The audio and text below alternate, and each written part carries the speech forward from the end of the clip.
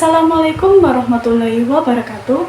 Selamat siang Bapak dosen Bagus Mulari Harmawan selaku dosen pengampu mata kuliah Governance Digital dan teman-teman sekalian. Hari ini saya akan mempresentasikan mengenai hasil jawaban dari soal ETS Governance Digital. Sebelumnya, perkenalkan nama saya Nera Dwi Rahmadani dari Program Studi Administrasi Publik NPA Makir 001. Baik, untuk soal yang pertama, perbedaan dari aspek interaksi, tata kelola pemerintahan konvensional dilakukan secara tatap muka atau langsung, biasanya dilakukan di kantor atau loket pelayanan. Lalu tata kelola pemerintahan berbasis digital dilakukan secara daring atau online melalui berbagai portal, aplikasi, atau platform digital. Lalu aspek yang kedua dari proses kerja tata kelola konvensional dilakukan secara manual berbasis kertas, memerlukan alur birokrasi yang panjang.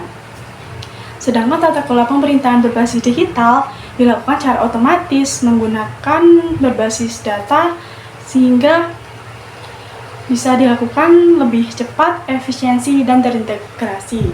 Aspek yang ketiga dari akses layanan, tata kelola pemerintahan konvensional terbatas pada jam kerja dan lokasi fisik, yaitu di kantor pemerintahan.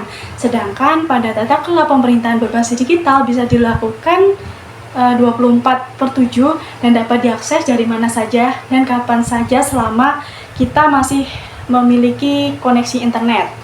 Aspek selanjutnya yaitu penyimpanan data. Tata kelola pemerintahan konvensional dilakukan secara fisik, biasanya seperti arsip-arsip kertas, lalu rentan mengalami kerusakan dan sulit dicari ketika membutuhkan. Sedangkan pada berbasis digital biasanya menggunakan basis data atau di drive sehingga kita mudah untuk mencari ketika membutuhkan.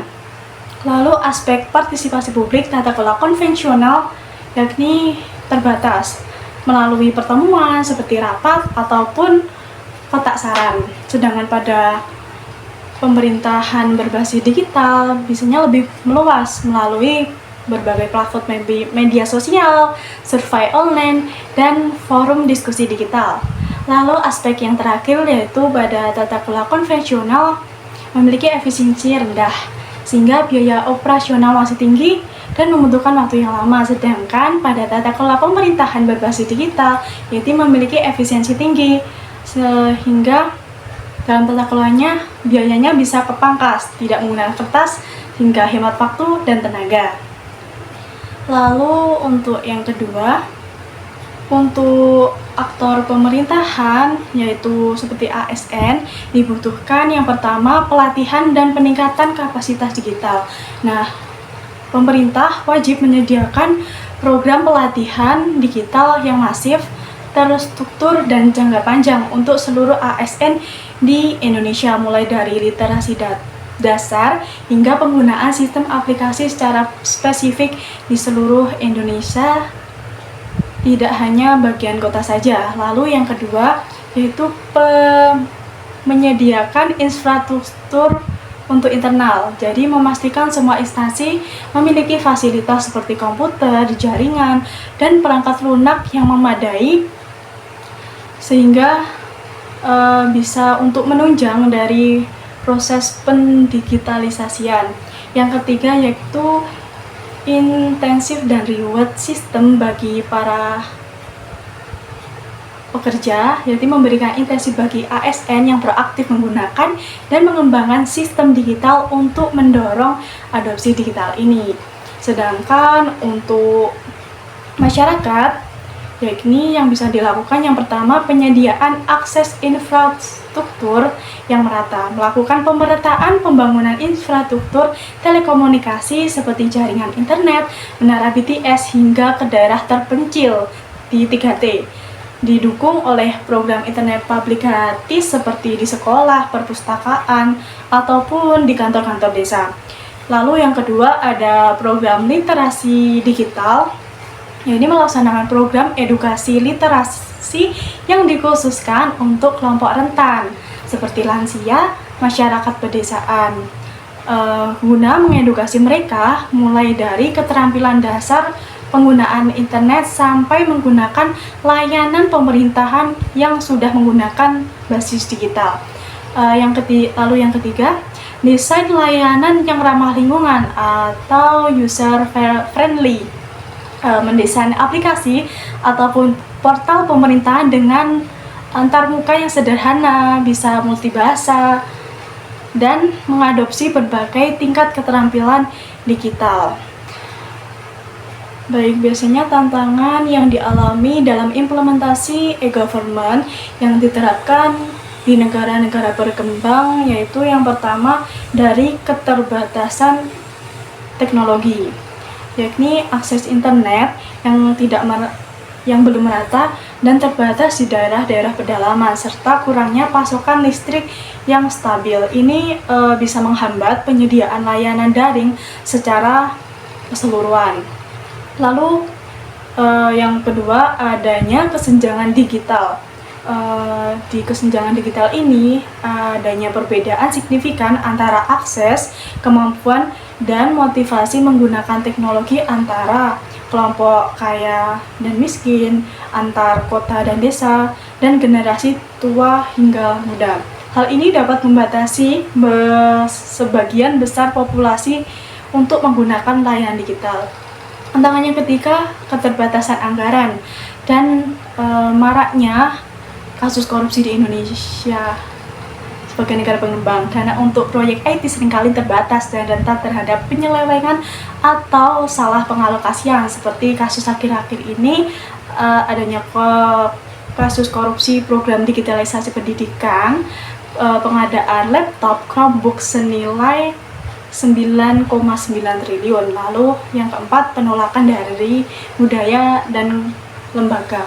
Penolakan dari ASN yang terbiasa dengan sistem kerja manual dan takut kehilangan pekerjaannya, serta keengganan untuk berbagi data antar lembaga atau bisa sering disebut ego sektoral.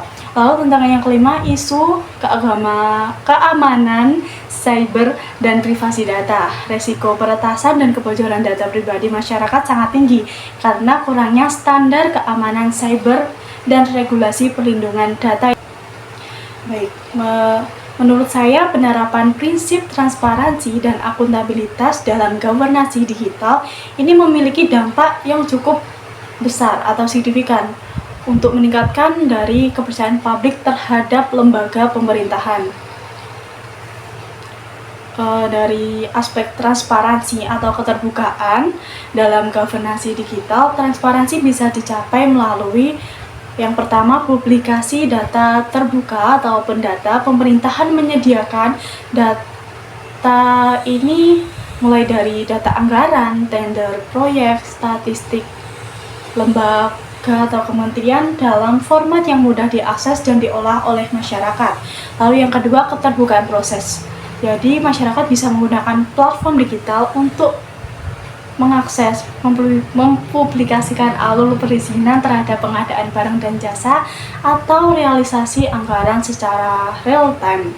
Nah, ini dampaknya masyarakat bisa mengawasi kinerja pemerintah secara langsung dan mandiri, lalu mengurangi ruang gerak untuk para petinggi melakukan penyimpangan atau korupsi. Kepercayaan bisa tumbuh karena publik merasa memiliki informasi yang setara dengan mereka.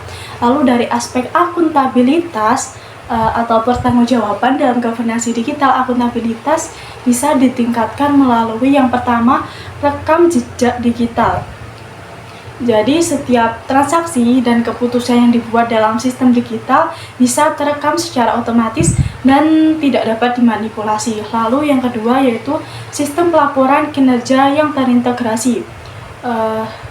Dalam ini pemerintahan menggunakan dashboard digital untuk memonitoring dan melaporkan indikator kinerja utama secara terukur dan periodik kepada publik.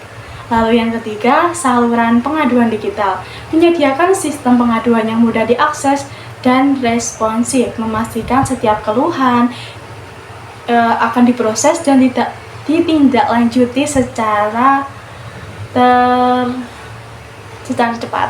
Lalu dampaknya, pemerintah wajib bertanggung jawab atas setiap tindakan atau kebijakan yang telah dilakukan. Jika mereka mengalami kegagalan atau penyimpangan jejak digital, mudah proses untuk menginvestigasi dan penegakan hukum. Hal ini bisa memperkuat integrasi lembaga dan memulihkan keyakinan publik terhadap